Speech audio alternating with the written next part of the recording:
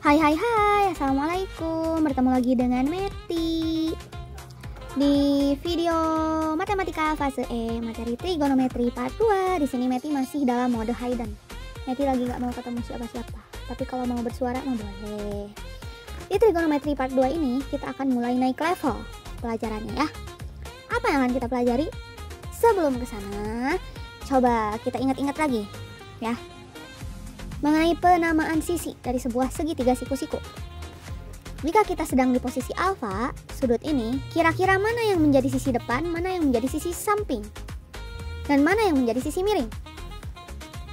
5 detik, coba pikirkan. 1, 2, 3, 4, 5. Yuk. Sisi miring itu sisi yang ada di depan sudut 90 derajat. Artinya sisi miring itu yang ini. Sisi miring, simir. Sisi depan dari sudut alfa itu yang ada di depannya, yang ini sisi depan.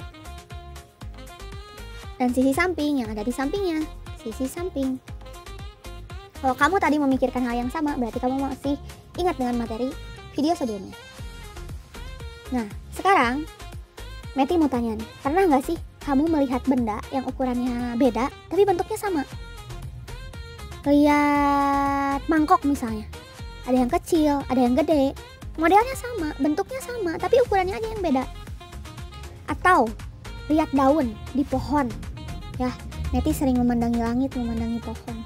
Daun-daunnya itu bentuknya sama, serupa, tapi ukurannya beda-beda. Kira-kira itu disebut apa ya? Ada yang tahu? Itu yang dinamakan dengan kesebangunan. Kesebangunan itu ketika sebuah bangun ruang itu memiliki sudut yang sama besar, antara dua atau tiga atau lebih bangun ruang dengan bentuk yang sama, sudut dengan besar yang sama, dan setiap sisi yang sebanding dengan perbandingan yang sama. Contoh, nah, contohnya misal nih, ada syarat kesebangunan pada segitiga. Yang pertama, syarat pertama, sudut-sudut yang bersesuaian itu harus sama besar. Yang kedua, perbandingan sisi-sisi yang bersesuaian itu juga harus sama. Bukan ukurannya yang sama ya, tapi perbandingannya sama. Contoh, ada segitiga ABC, ada segitiga DEF. Bisa nggak dikatakan sebangun segitiga ABC dengan segitiga DEF?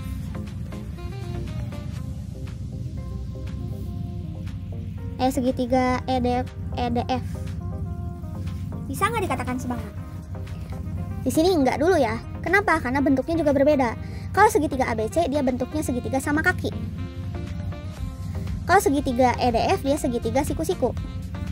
Yang sebangun gimana? Bisa aja nih, ketika kita tarik garis di tengah, lalu muncul muncul sudut siku-siku, terus kita tambahin misal di sini ada D. Bisa aja segitiga BDC dengan segitiga EDF itu sama. Itu sebangun. Ini mah sebangunnya karena ukurannya sama ya. Tapi sebangun itu dalam hal yang lain ya, perbandingannya sama. Misal di segitiga BDC, BD ini sisi tegaknya 6 cm. Misal perbandingannya pengen 1 berbanding 2. Ketika di sini 6 cm, berarti di sini 2 kali lipatnya yaitu 12 cm. Ini pun sama. Kalau di sini 3 cm, 2 kali lipatnya berarti di sini 6 cm. Sebangun nggak? Tapi kan ini ukurannya beda. Ya, sebangun itu bukan berarti ukurannya harus sama, tetapi perbandingan ukuran setiap sisi yang dianggap bersesuaian itu harus sama perbandingannya. Jadi ketika kita bikin lagi segitiga yang lebih besar, dia harus memenuhi perbandingan ini. Kalau perbandingannya 1 berbanding 2. Kalau perbandingannya beda lagi, ya ikutin perbandingan yang ada di dalam masalah atau di dalam soal itu. Nah, selanjutnya kita coba lakukan sebuah percobaan. Kalian udah punya busur derajat kan? Nah, sekarang ikuti langkah-langkahnya. Langkah pertama, silakan gambar segitiga dengan sudut lancip alfa, berarti sudut yang di sini itu 30 derajat. Pada selembar kertas yang ada di buku kalian. Jadi langsung aja di buku ya, biar nggak hilang. Langkah kedua, kalian buat segitiganya jangan langsung pakai garis tegas, jangan. Tapi kayak ini, pakai garis titik-titik. Mau pakai pensil dulu boleh ya. Tapi garisnya tegak lurus. Biar apa? Biar ada ini sudut siku-siku. Nah.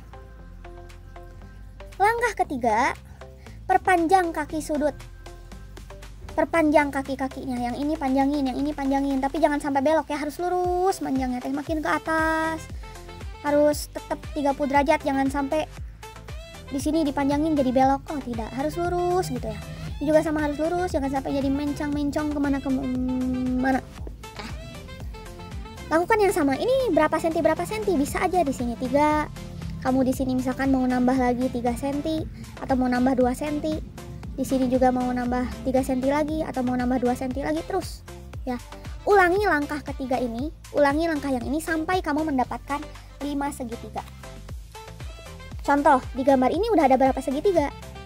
Saya kasih di sini A, sini B, sini C, sini D, di sini E. Di sini sudah ada 2 segitiga, yaitu segitiga ACB dan segitiga AED. Ini 1, terus 2, terus sampai ada 5 segitiga ya. Lakukan, kerjakan di buku kamu. Nah, kalau udah terbentuk segitiganya, udah dinamain, silahkan ukur panjang sisi dari masing-masing segitiga menggunakan penggaris. Catat hasil pengukuranmu sesuai tabel berikut. Segitiga ke-1 berapa, kedua berapa, panjang sisi sampingnya. Acuannya yang mana? Acuannya tadi ya, sudut alfa.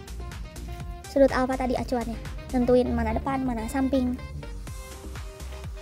Nah, kalau udah, sekarang kita masuk ke sin kostannya ya. Ini sin, ini kos, ini tan. Biar gampang ingat, sin itu demi, D dibagi mi. Kos itu sami, sa dibagi mi. Tan itu desa, D dibagi sa. Silakan tulis berapa per berapa, berapa per berapa. Silakan pause dulu video ini dan tanyakan, diskusikan dengan teman sebaya atau dengan guru kamu. Selanjutnya, ini ada sebuah latihan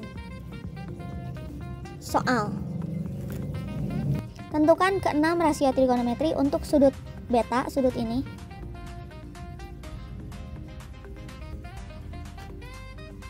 Jika diketahui panjang AB 5 cm dan panjang BC 12 cm. Panjang AB berarti yang ini 5 cm. Panjang BC berarti yang ini 12 cm. Meti, kenapa sih ini bentuk segitiganya kayak gini? Mana segitiga siku-sikunya? Yang ini. Ini sudut siku-sikunya 90 derajat. Kalau ada bentuk kotak, dia sudut siku-siku. Mau dia dijungkir balikan sebagaimanapun, gimana pun, jungkir balik, muter-muter, selama itu ada tanda kotaknya, tanda siku-sikunya, ya itulah sudut 90 derajat. Jadi kalau kamu lagi ada di posisi beta, posisi ini, kira-kira mana sisi depan dan mana sisi samping? Kalau sisi miring udah jelas yang ini, sisi miring. Nah, selanjutnya untuk menemukan 6 rasio ini. 6 rasio ini apa? Sin, kos, tan, kosek, sek, kotan. Yang itu ya, udah belajar kan? Nah, yang itulah pokoknya ya. Untuk menentukan itu kan kita butuh semua sisi. Sisi depan butuh, samping butuh, dan sisi miring juga butuh. Tapi di sini sisi miringnya belum diketahui. Bagaimana cara mengetahuinya? Kita kembali lagi ke teorema Pythagoras. Kalau yang tadi dia posisinya anggaplah ya, di sini siku-siku anggaplah ya. Sini 5. Sini 12. Berapa di sini? C ini kan ini ya. C ini sama dengan sisi miring. B ini sama dengan ini. Dalam teorema Pythagoras, C di sini itu akan selalu sisi miring. C di sini yang merupakan hasil dari A kuadrat ditambah B kuadrat, dia itu akan selalu sisi yang ada di depan sudut siku-siku. Nah, selanjutnya gimana cara menerapkan teorema Pythagoras dalam segitiga tadi? Di sini 5, sini 12. Di sini kita tulis AC. Artinya AC kuadrat sama dengan BC kuadrat ditambah AB kuadrat.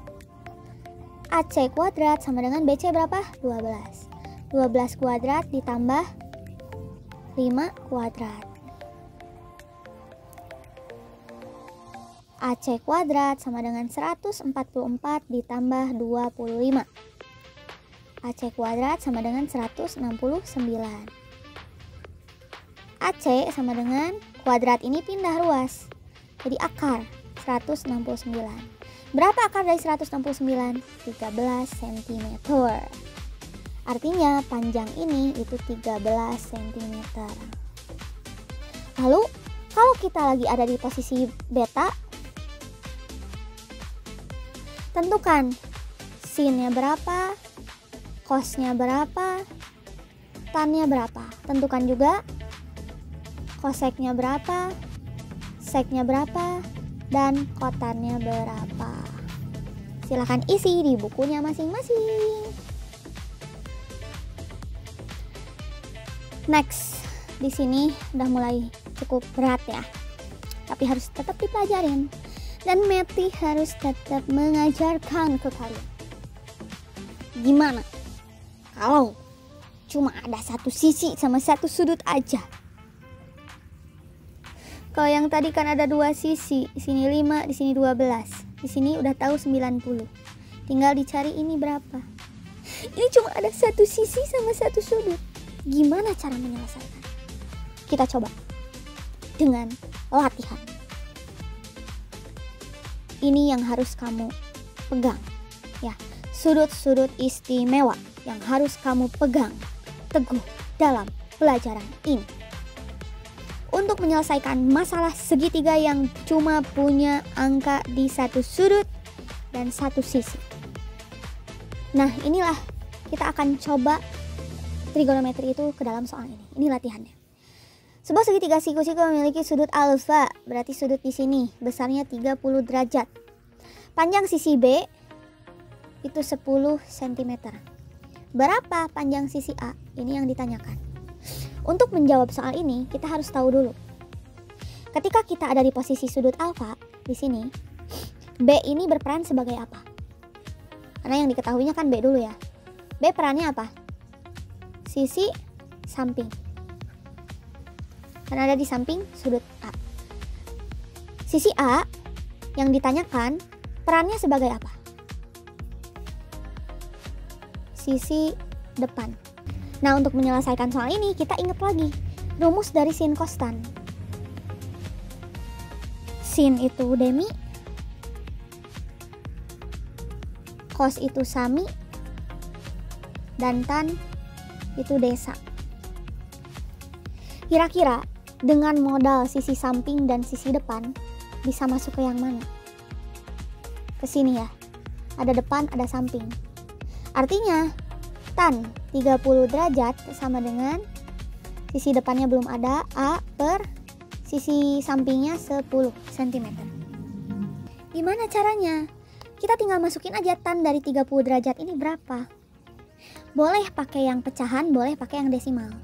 Tan 30 derajat itu kalau pecahannya ya 1/3 akar 3. Atau bisa kita tulis akar 3 per 3. Jadi kalau dipisah jadi 1/3 akar 3, kalau disatuin sama aja jadi akar 3 per 3. Misal kita masukin akar 3 per 3 sama dengan A per 10. Ini kali silang. 3A sama dengan, jadi 3 dikali A, terus ini 10 kali akar 3, 10 akar 3. A sama dengan 10 akar 3. Di sini 3-nya dikali kan ya, 3A pindah ruas jadi per 3. Jadi ukuran A-nya itu 10 akar 3 per 3. Bisa nggak sih pakai yang desimal? Sok cobain, kalau pakai yang desimal hasilnya berapa? Silakan pahami dan tulis dulu semua ini. Pause dulu video sampai di sini. Ini beberapa soal yang akan teman-teman kerjakan ya, tapi Meti lagi nggak mau bantu. Sok aja ngobrol sama guru kamu yang ada di kelas. Screenshot dulu soalnya ya. Dan ini soal kedua. Segitu dulu deh ya. Meti mah udah baik banget sama kamu. Sebetulnya masih ada soal-soal lainnya, tapi segitu dulu aja deh ya. Meti mau pamit, mau istirahat, mau bobo karena udah lelah banget ngomong panjang lebar menjelaskan ini. Tunggu Meti di video berikutnya ya. Jangan sampai kamu malu-maluin Meti. Meti udah ngejelasin panjang-panjang, jadi tolong dipahami. Kalau nggak paham tolong diskusi. Oke, terima kasih. Bye-bye.